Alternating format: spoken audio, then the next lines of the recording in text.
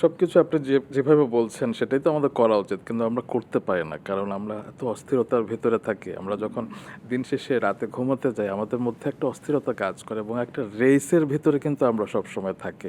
তো এই যে সবার ছুটে চলা, সেগুলো হয়তো সবগুলো হয়তো প্রোডাক্টিভ ছুটে চলাও হচ্ছে না।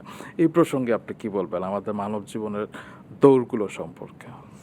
আমরা সবাই কিন্তু দৌড়াচ্ছি, মানে এটা মাথায় রাখতে হবে। আমরা কিন্তু কেউ থেমে নেই। আমি যতই বলি যে আমি খুব স্থিত, আসলে অত স্থিত তো না। হ্যাঁ, একসাথে অন্তত 4টা কাজ বা 5টা কাজ করার চেষ্টা করি। কখনো আমি আপনাকে অনুষ্ঠান শুরু হওয়ার আগে বলছিলাম যে কখনো আলস্যে আমার দিন কাটে না বা কাটতে দেই না। একটু অলস বোধ করলেই মনে হয় একটা অপরাধ বোধে ভুগি। তখন মনে হয় যে এই সময়টা তো আরও কাজে লাগাতে পারতাম।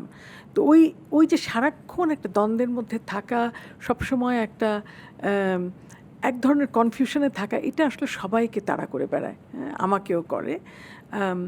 দৌড়ের আমি বিপক্ষে না, কিন্তু আমি অসুস্থ দৌড়ের বিপক্ষে।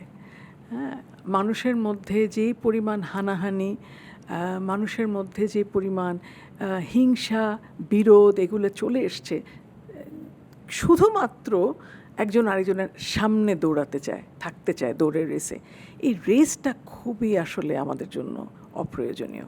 কারণ দেখেন, কবরে যাওয়ার সময় কেউ আমরা মনে রাখবো না কোন খেলায় আমরা প্রথম হয়েছিলাম বা কোন খেলায় হেরে গেছিলাম। হ্যাঁ, কাজে আমার মনে হয় বিবেকের রেসে এগিয়ে থাকাটা অনেক বেশি জরুরি, এবং সারাক্ষণ এই প্রতিযোগিতার মধ্যে থাকাটা আসলে মানুষকে ম্রিয়মাণ করে দেয় এবং ছোট করে।